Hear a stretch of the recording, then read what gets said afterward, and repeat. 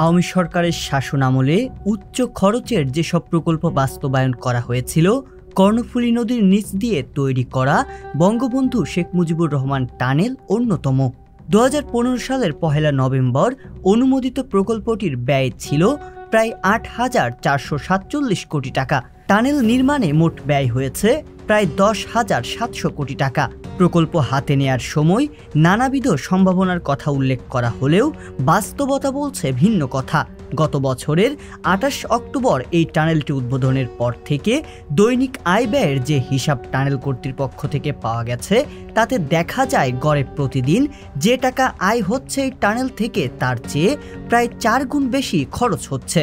অর্থাৎ লাভের পরিবর্তে প্রতিদিন কয়েক গুণ লোকসান গুনে যেতে হচ্ছে। বিপুল পরিমাণ অর্থে নির্মিত এই প্রকল্প কেন এত লোকসানের মুখে, তা নিয়েই এখন জনমনে তৈরি হয়েছে জিজ্ঞাসা। কর্ণফুলী টানেল উদ্বোধনে ইতিমধ্যেই পেরিয়েছে 1 বছর। শুরুতে কক্সবাজার পর্যটন ও দক্ষিণ চট্টগ্রামের শিল্প কারখানা কেন্দ্রিক ভারী যানবাহনকে লক্ষ্য করে টানেল নির্মাণ করা হলেও টানা 1 বছরে পার হওয়া যানবাহনের 77% হালকা যানবাহন। আবার এই হালকা যানবাহনের বড় একটি অংশই ছিল টানেল দেখতে আসা পর্যটকবাহী ও অন্যান্য ব্যক্তিগত গাড়ি।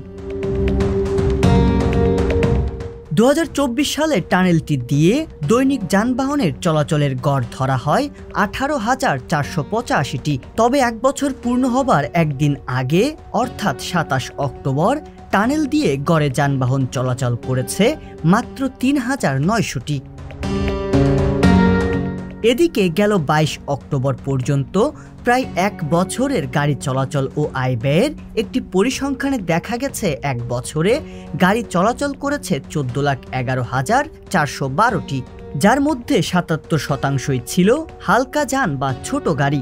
বাসের পরিমাণ 10%, ট্রাক 12% আর অন্য বড় ট্রেলারের পরিমাণ 1%-এরও কম।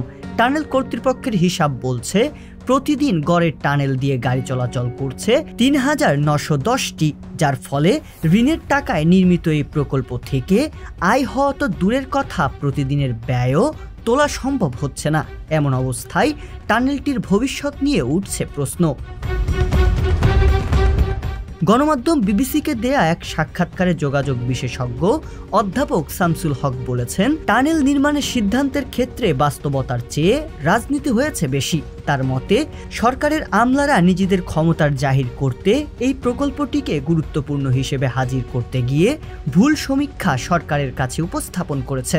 যোগাযোগ বিশ্লেষকদের মতে এখন যে পরিমাণ গাড়ি চলাচল করছে, ভবিষ্যতে এর সংখ্যা ও আয় আরও কমতে পারে। রিয়াজুল ইসলাম, সংবাদ প্রকাশ। সংবাদ, ফিচার ও অনুষ্ঠানের জন্য ভিজিট করুন সংবাদ প্রকাশের ওয়েবসাইট এবং যুক্ত থাকুন ফেসবুক পেজ ও ইউটিউব চ্যানেলের সঙ্গে।